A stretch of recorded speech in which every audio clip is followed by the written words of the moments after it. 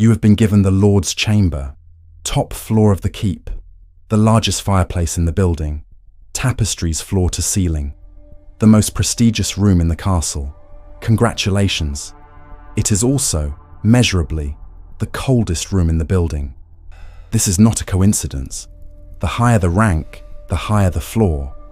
The higher the floor, the more wind strikes it from every direction, with nothing to stop it. The Lord's Chamber sits at the top of the keep, wrapped in 12 feet of stone that has been cold since October and will not warm until April, regardless of what you burn inside it. In documented accounts from English and French estates, lords recorded water freezing solid in basins inside their chambers, with fires burning in the hearth directly beside them. Not outside, inside. Active fire, frozen water. Household records from the same period show servants required to wear their outdoor cloaks during indoor meals in winter because the hall temperature never rose above freezing. The castle was built by the finest engineers of its age. They mastered siege warfare, defensive geometry, and load-bearing stone. They did not solve insulation. It was not on the list of problems they were asked to fix. Right now, wherever you are, feel the temperature of the room around you. Whatever it is, you did nothing to create it. It just exists. Now imagine that every night of winter was a fight to achieve even half of what you are feeling right now. That is where we are going. If you are new here, subscribe. This channel does not make history sound manageable. It was not manageable. And before this night is over, you will understand why the peasant in his one-room cottage slept warmer than the man who owned everything visible from the battlements. The stone wall beside you is 12 feet thick.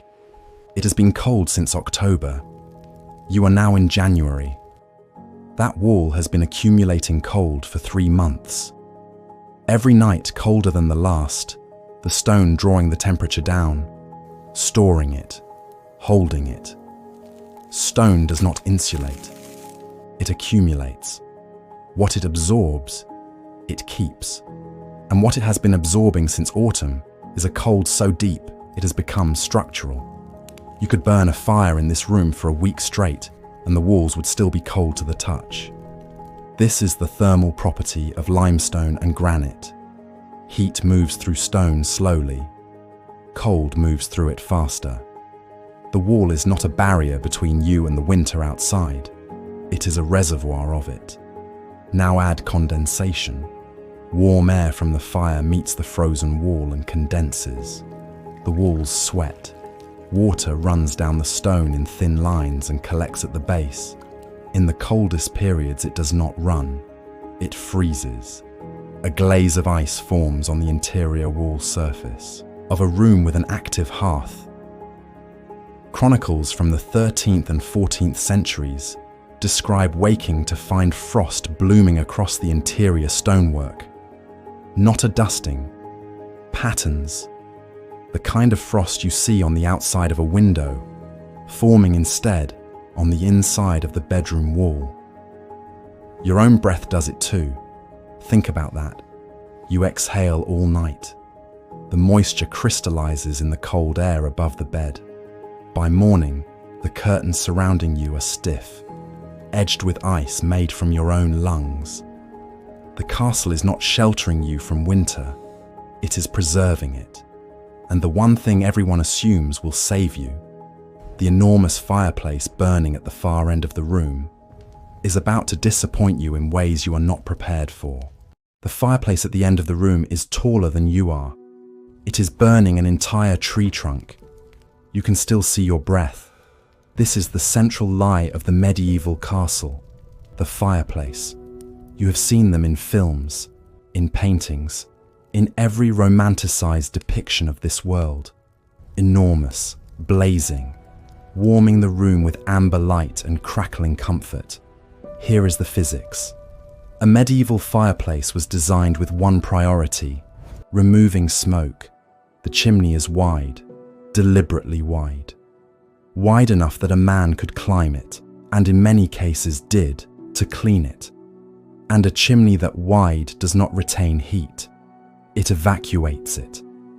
Every thermal unit the fire generates rises immediately and exits through the flue before it can warm anything. English estate records from the 13th and 14th centuries show households stripping entire forests for a single winter's fuel. Wagon after wagon of timber, hundreds of trees, burned in these hearths. And the rooms remained so cold that documented accounts describe noblemen sitting directly in front of the flames wearing full outdoor cloaks, not because they forgot to take them off, but because the moment they turned around their backs were freezing. You have stood in front of a fireplace. You know that feeling. Your face too hot, your legs scorching, and your back completely untouched by the heat. Now imagine that is the only heating system available, and the room is the size of a cathedral. The fire heats a circle of approximately 4 feet.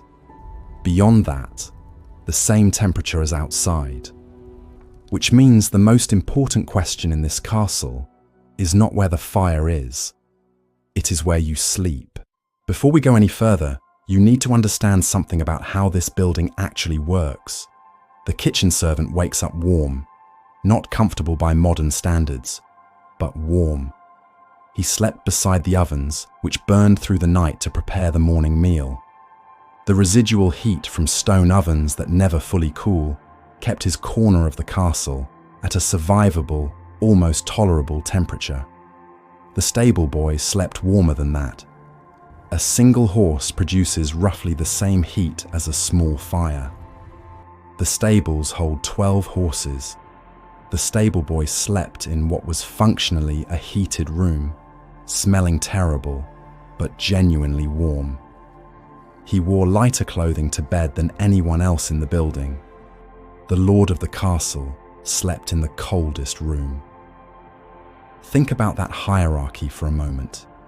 The person with the most power, the most wealth, the most fur, the most firewood available to him, sleeping in the worst thermal conditions in the building. Every step up in rank was further from the working heat of ovens and animals and packed human bodies. Prestige meant space. Space meant cold. The same principle destroyed the Great Hall. A peasant's cottage is heated by one fire because the room is small enough for one fire to work. The cottage is 8 feet wide. The fire heats all of it. The Great Hall of a castle would need 40 fires burning simultaneously to achieve the same effect. Nobody had 40 fires. Nobody had the wood for 40 fires. So the Great Hall was cold. The Lord's chamber was colder, and the most powerful man in the county went to bed every winter night in the worst conditions his own castle had to offer. Status and warmth ran in opposite directions. They always did, and neither rank nor money solved the problem of where you actually slept. The bed in the Lord's chamber is not furniture. It is an engineering solution to a problem that the building itself refuses to solve. 4 posts, a canopy stretched across the top, curtains on every side, floor to ceiling, thick enough to block a draft. When you pull those curtains closed around you, you are not going to sleep. You are constructing a tent inside your room. A small, sealed environment where your own body heat has a chance of accumulating rather than disappearing instantly into 12 feet of frozen stone. The curtains are the difference between surviving the night and not. Beneath you, a mattress of straw or feathers raised off the stone floor on a wooden frame. The floor is the coldest surface in the room. Cold air sinks. The bed lifts you above the worst of it. The wood of the frame conducts cold less efficiently than stone. Every inch of elevation is a degree of difference. On top of you, wool blankets, then fur, then more wool. The layers are so heavy, that documented accounts describe sleepers unable to turn over without a full physical effort. You are not tucked in, you are pinned down. A documented account from a French noblewoman describes traveling with her bed fully dismantled and loaded onto carts. Frame, posts, canopy, curtains, packed and carried between residences like military equipment. It was not precious to her because it was valuable. It was precious to her because without it, she could not sleep through a single winter night in any castle she visited. Before she got into it, a servant ran a pan of hot coals between the sheets. That warmth lasted 20 minutes, just long enough to fall asleep before the cold reclaimed everything. 20 minutes. That is how long the warming pan kept the sheets warm. A servant ran a pan of hot coals between the layers of bedding before you got in. Back and forth across the mattress, heating the fabric, driving the cold out. When the pan was removed and you climbed inside, the bed was warm. Your body registered it, your muscles unclenched. Sleep became possible. Then the warmth was gone. And this is where the animals came in. Dogs in this world were not pets in any modern sense. They were working animals, hunters, guards, herders. But in winter, they became something else. They became heaters. A large dog produces significant body heat continuously. At the foot of your bed, inside the curtains, one large dog raised the temperature of that sealed space by several degrees. Several degrees was the difference between sleep and suffering. The expression 3-dog night describes a night so cold, it required 3 dogs in the bed to survive it. Not poetry, not folklore. Practical temperature measurement used across Northern Europe and beyond. You assessed the weather and assigned animals accordingly. 1 dog, cold. 2 dogs, serious cold. 3 dogs. Do not let the curtains open for any reason until morning. Think about what that means. The most accurate thermometer available to people in this world was the number of animals they needed in their bed. There was no other instrument. There was no other measurement. There was only the cold and the body heat of whatever living creature you could convince to stay still under the covers. Some lords kept specific dogs for this purpose. Larger breeds, better heat output. It was a considered decision, and it still was not enough on the worst nights. Nobody in this world sleeps through the night, not because they cannot, because the night is too long, too dark, and too cold for the body to manage in one unbroken stretch. The medieval night runs from roughly 5 in the afternoon to 7 in the morning in the depths of winter. 14 hours of darkness. The human body was not built for 14 consecutive hours of sleep, so it split the night in 2. First sleep began at dusk, heavy, deep, the body surrendering quickly after a day of physical labor. It lasted until roughly midnight. Then something shifted. The body woke, not from noise, not from cold, though the cold was always there.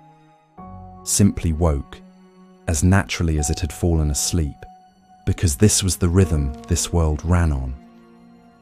The hour between the 2 sleeps was not wasted. Documented records describe it as the most private hour of the medieval day. People prayed, couples talked, some visited neighbors. Monks used it for meditation between the night offices. Medieval physicians recommended it for reflection. One French medical text from the 14th century specifically advised that thoughts formed in the waking hour between sleeps were clearer and more honest than thoughts formed at any other time. What none of these texts mentioned was the fire. The fire had been burning since evening. By midnight it was dying. Someone had to cross the stone floor in total darkness, bare feet on frozen flagstone, and feed logs to the embers before they went cold entirely. If nobody did it, by 3 in the morning, the room was unrecoverable. Second sleep lasted until dawn, and dawn in January came late, which means the night was not rest, it was a shift. And someone always drew the short straw. Some nights the castle simply lost, not to an army, not to a siege, to January. There are documented accounts in medieval chronicles of guards found frozen at their posts at dawn, still upright, still holding their weapons, their watchfires extinguished by wind hours before. Nobody had come to relieve them because nobody knew. The castle slept while its own guards froze standing up. Inside the walls, the cold made its own record. A visitor from Italy to the English court in the early 15th century wrote home describing a cold he had no language for. He had never experienced a winter that followed him inside. That sat on his chest while he slept. That was present in every room, regardless of how many fires burned. He begged his host for dawn as though daylight were medicine. His host had lived this way his entire life.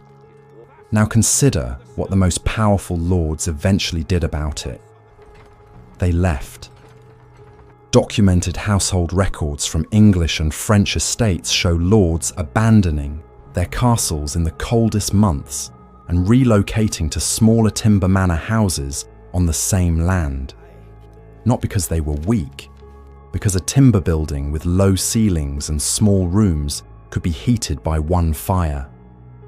The castle required a fire in every room simultaneously and still delivered cold. The ultimate symbol of power. Uninhabitable by its own owner for 3 months every year.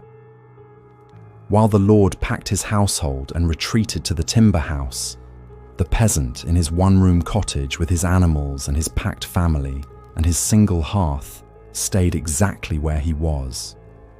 Warm enough. The man who owned nothing in every direction slept better than the man who owned everything. That is what cold does to hierarchy. It ignores it completely. You made it to morning. Not comfortably. Not easily. Through curtains and fur and dogs and a warming pan that went cold at midnight.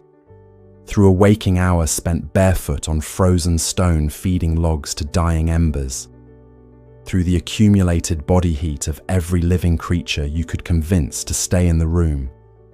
That is what survival looked like in this world, and it left a permanent mark on the language you still speak. The word companion, from the Latin companis, com, together, panis, bread, the person you share bread with. But in a world where winter was survival and survival required other bodies, companion carried physical weight behind it. It meant the person in your bed keeping you alive, the person who crossed the frozen floor at midnight so you did not have to, the person who kept the fire from dying while you slept. Every word for closeness in this language was built by people who understood that warmth was not comfort. It was a resource, finite, fought for, shared. The castle walls stopped armies, they stopped nothing else. And the people inside those walls learned what every peasant in his one-room cottage already knew. That stone fails, fire barely holds, fur and curtains buy you hours, and the only thing that reliably gets you through a medieval winter night is another person. That is what this world built. Not just castles, companions. If this changed how you see the world these people actually lived in, leave a comment below telling me which fact hit hardest. The frozen guards, the abandoned castles, the three-dog night. I read every one. Subscribe if you are not already here. Like the video if this was worth your night. And the next time you feel cold, remember the Lord shivering in his prestigious chamber while his stable boy slept warm beside the horses. The next video goes somewhere even colder.